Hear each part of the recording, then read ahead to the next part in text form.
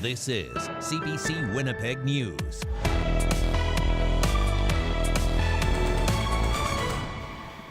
Good evening. Thank you for joining us. Let's go straight to meteorologist John Sauter, who is tracking severe weather. John?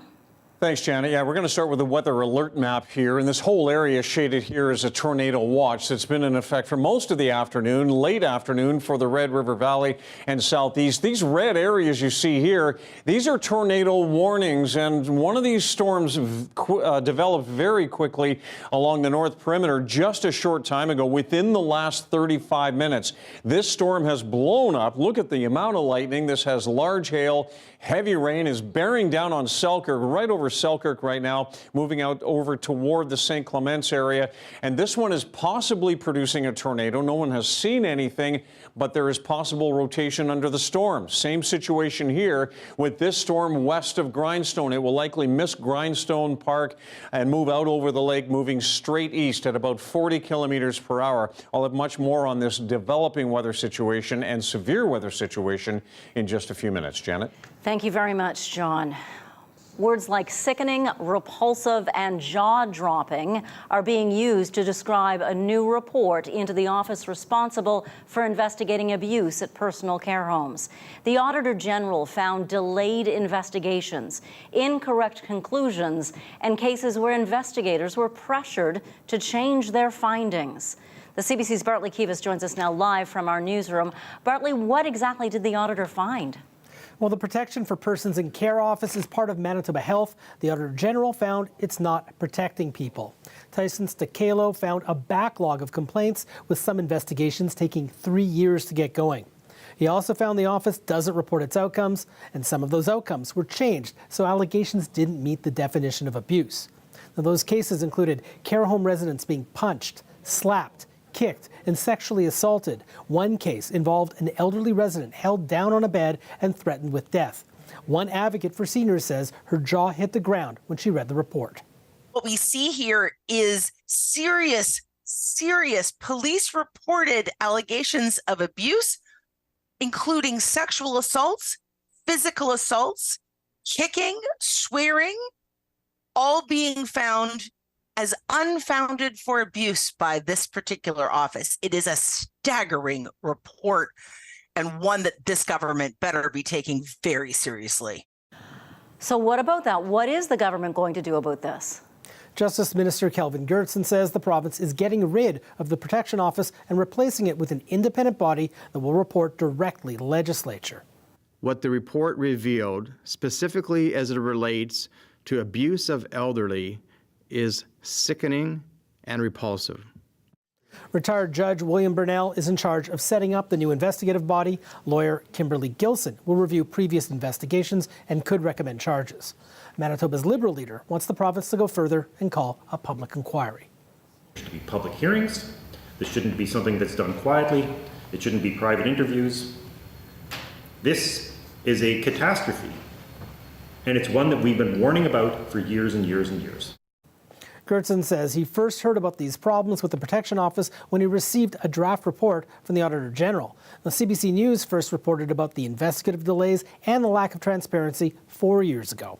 That's when widower Hugh Davis went public about his fight to find out what happened to his wife, Sharon, who died at Fairview Personal Care Home in Brandon. I want to hear that somebody is going to be held accountable for the lack of care that was given to my wife. Now, the Auditor General released 2 other audits today. What did they say, Bartley? Stakalo looked at addictions treatment services and found many Manitobans can't get the treatment they need when they need it. This goes for medical detox, non-medical treatment, and addictions clinics. Advocates say Manitoba has to understand patients need more than 28 days of help in a treatment center. There'll never be enough institutional space for the people that are out there because they're going to constantly relapse, and the demand is never going to decrease. The final audit found problems with the efficiency of Manitoba's courts. Janet. Thank you, Bartley. That's the CBC's Bartley Kivas reporting live from our newsroom tonight.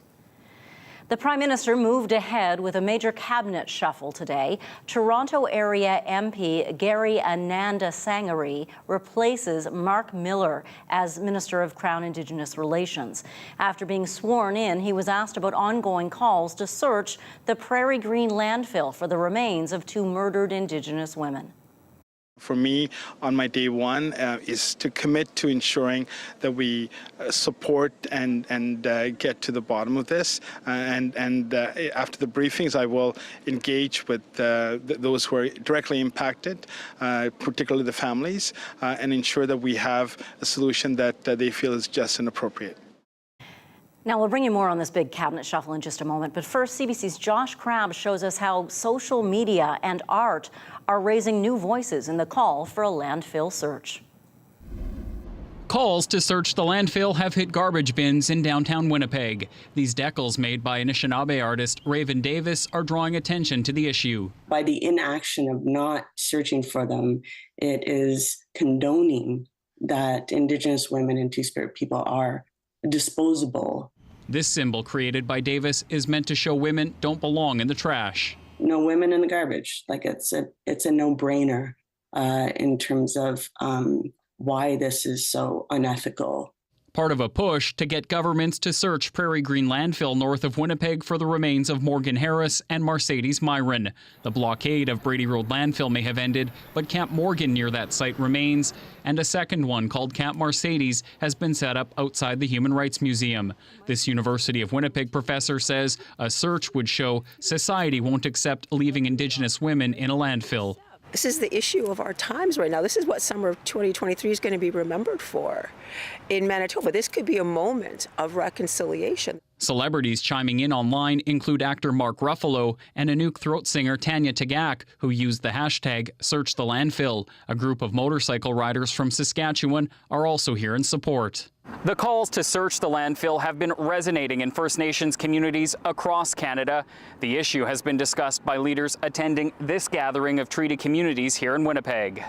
Shelby Horseman, the CEO of Horse Lake First Nation in Alberta, visited Camp Mercedes. It was really important for me to see that is because, you know, there's people in my community who've been harmed in the same way. And I just wanted to go and send my prayers and lay tobacco down with them and just show the support that they're supported from all over.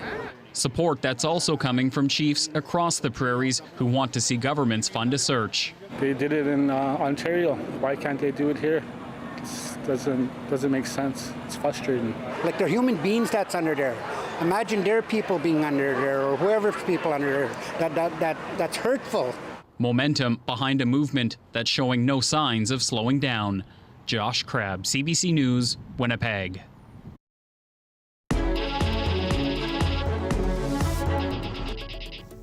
Yes, the federal cabinet looks very different tonight after a dramatic shakeup by the Prime Minister. 20 ministers have new or expanded portfolios. 7 have been dropped. The CBC's Marina von Stackelberg has details. What a team. I am so excited. After 8 years in power, Liberal Prime Minister Justin Trudeau pitched his same message to Canadians with a newly recast cabinet. This is a moment where putting forward the strongest possible team with fresh energy and a range of skills that are going to be able to continue the really important work. 7 rookies have been added to the roster, among them Toronto MP Richie Valdez, the first Filipina appointed to cabinet in Canadian history. Mabuhay. I, Richie Valdez, do swear. Several backbenchers are getting major cabinet gigs. Arif Virani is Canada's new Minister of Justice. That job left empty after David Lametti was completely dropped from cabinet in a surprise move. I've not spoken to David Lametti yet, but I will be speaking with him very, very soon. Toronto MP Gary Ananda Sangari is the new Minister of Crown Indigenous Relations. Jenna Sudds, a former Ottawa City Councillor, will head up the family's portfolio. I, William Sterling Blair. Most existing ministers are also getting a job change. Bill Blair becomes Minister of National Defence. Anita Anand moves from that post to President of the Treasury Board. Mark Holland will be in charge of health. The housing portfolio, now combined with infrastructure, has a new minister in Sean Fraser. we're going to be working very hard to ensure that we're looking at infrastructure projects and housing projects, not in isolation from one another, but looking at how people actually live their lives. Dominic LeBlanc remains Minister of Intergovernmental Affairs, but will also take on the troubled public safety portfolio, left vacant by Marco Mendicino, who was also turfed by Trudeau. The one minister who was responsible for these failures didn't get moved, and that minister is Justin Trudeau. A new poll released today shows the Conservative opposition has a 10-point lead over the governing Liberals. Many of these new cabinet ministers come from ridings that could be key battlegrounds in the next election. Marina von Stackelberg, CBC News, Ottawa. Electric vehicle owners and advocates in Thompson say with a lack of infrastructure and charging stations along northern highways, our province is once again ignoring the north. CBC's Brittany Greenslade reports. Roman Briones made the switch to an electric vehicle as an investment when the cost of fuel started rising. Because the gas prices are going up, it's kind of expensive than the normal car, but I'm thinking in the future, when I'm done paying for it, then I don't have to pay for gas. But when he moved to Thompson from Winnipeg last year, it was a trek to bring his Tesla with him. There are no level 3 fast charging stops along the way.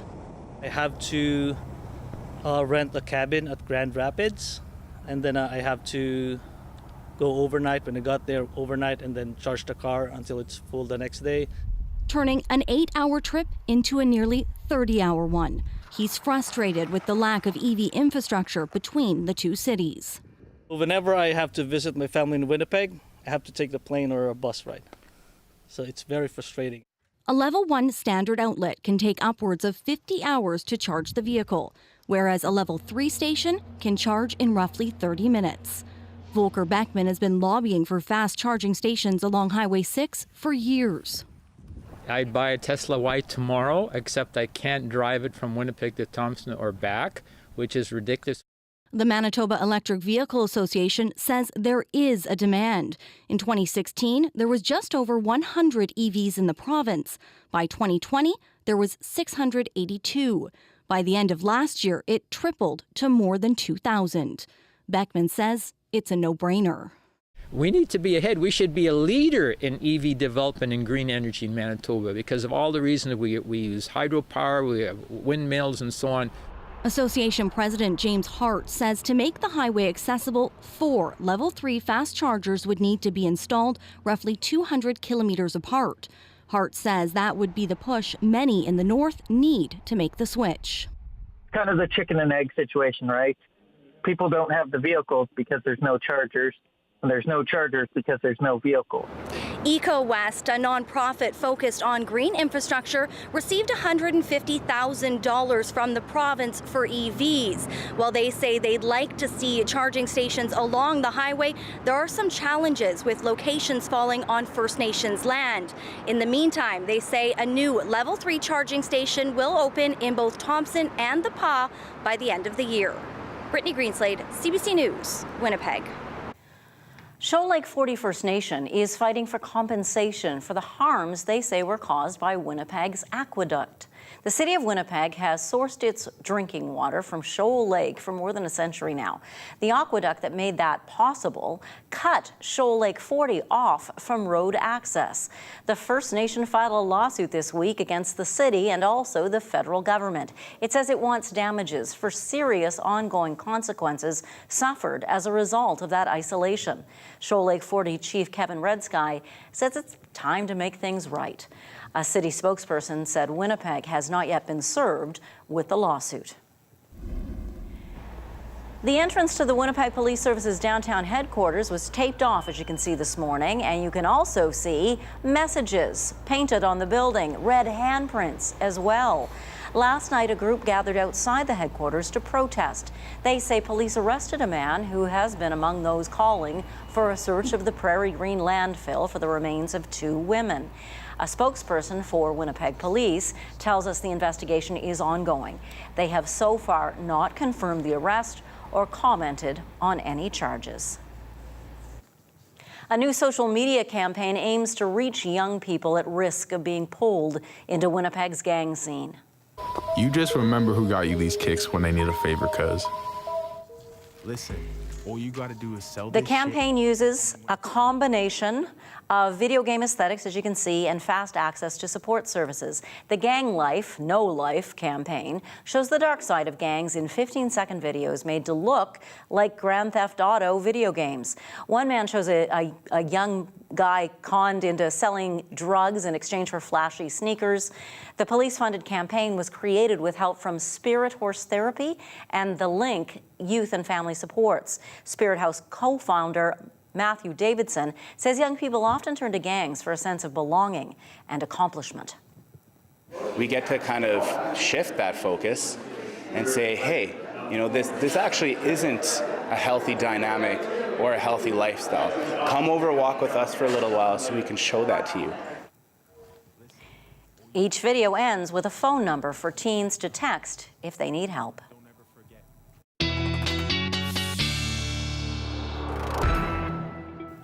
All right, John, what's happening with the warnings? Yeah, the warnings are still there. The storm that is just north of Winnipeg, up in the Selkirk area, a couple of meteorologist friends of mine have been taking some photos. One of them I just retweeted. Here is the next photo, and Julian took this one just before we went to air tonight.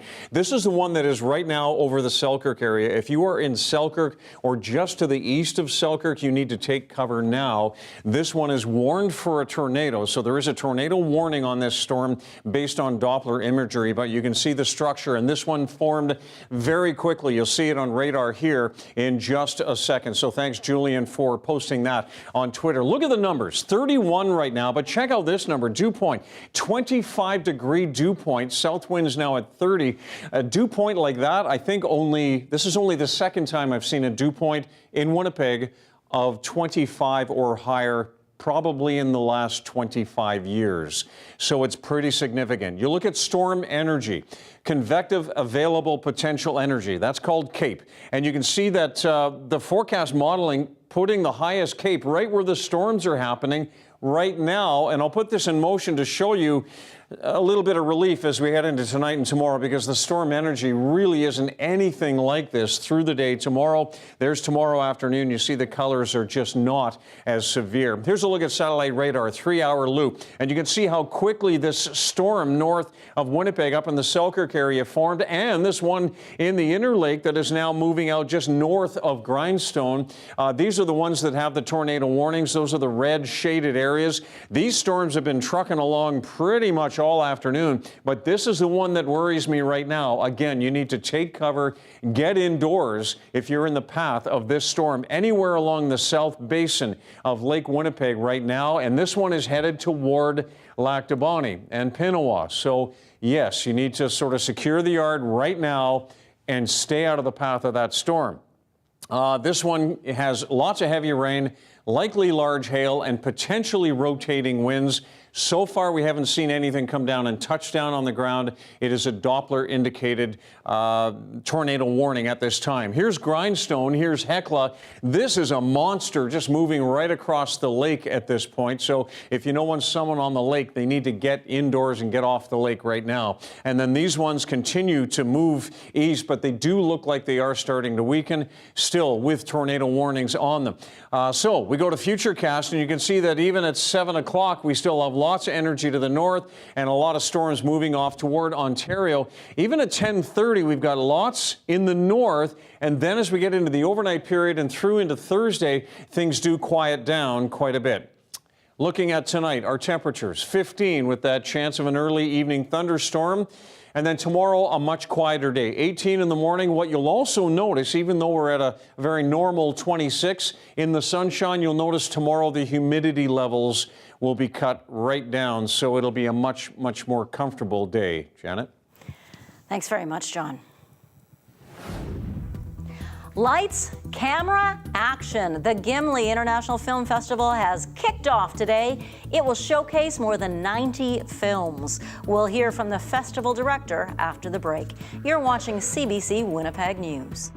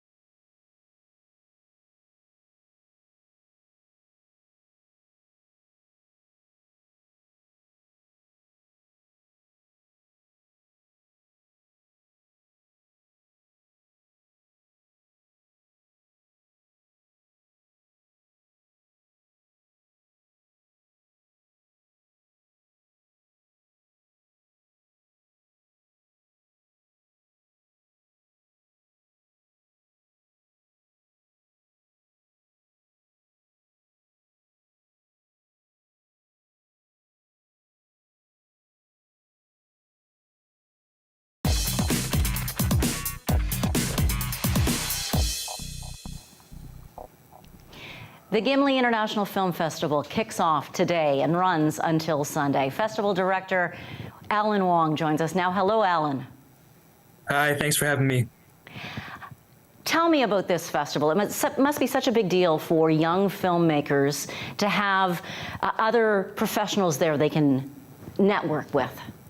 Oh, definitely. One of the things that we're most excited about actually is how inspired and excited that young filmmakers get when attending the festival, attending all these industry sessions and their favorite films. I know the Documentary Organization of Canada is there as well doing a Q&A. That's going to be helpful for a lot of people.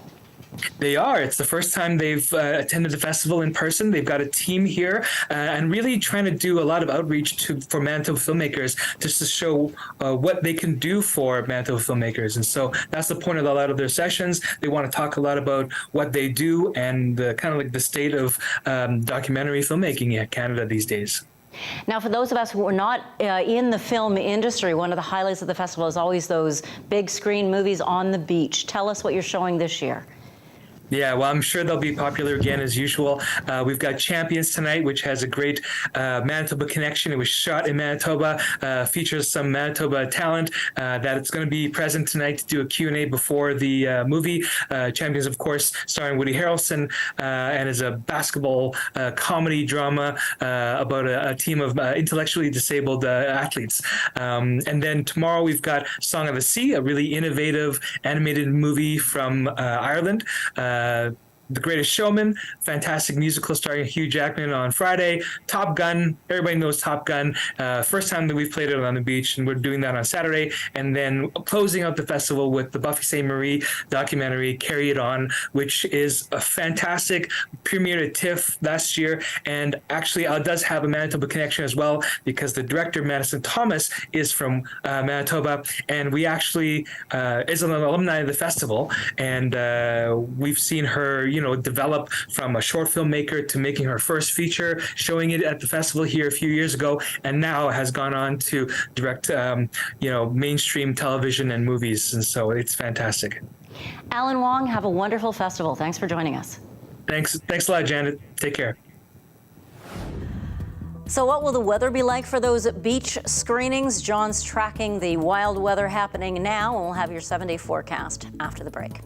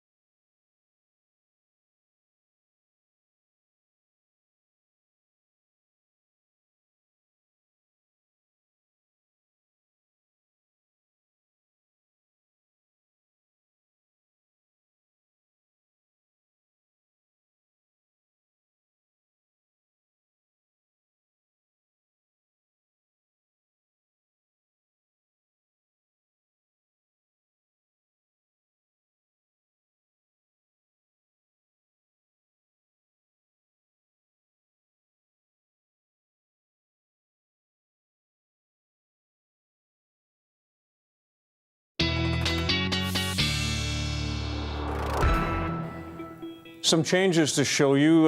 The tornado warning has ended for the city of Winnipeg, has also ended up around the Gimli area, but is still in effect on this storm, which continues to move out of Selkirk, now over Beausejour and headed toward Lac du Bonnet and Pinawa. So a tornado warning. Nothing has been spotted so far as I know, but Doppler radar is picking up the potential for rotation underneath that storm. And then we have this big one up just around the lakes area, this one rolling across the lakes north of Grindstone right now, and a couple of separate cells in behind it. So just keep in mind that a tornado watch is still in effect for the Interlake, most of southern Manitoba and central Manitoba, and these red areas are the tornado warnings, which will be adjusted as these storms continue to move to the east. A watch means there is potential for that weather. A warning means that weather is happening now. Now, in the long range, things will be more comfortable tomorrow. 26, and we're looking at much less in the way of humidity on the way for Thursday. Friday, just 21, pair of 25s on the weekend with a chance for showers on Saturday night, overnight. And then as we get into next week, we heat up a little bit again, and there's another chance for some storms on Tuesday. But tonight, it's all about watching these big storms and how quickly they're forming. Absolutely. And again, no word of any tornadoes having touched down yet. That's right. But it's great that we've got the warnings out to keep us safe. Have a great night. See you tomorrow.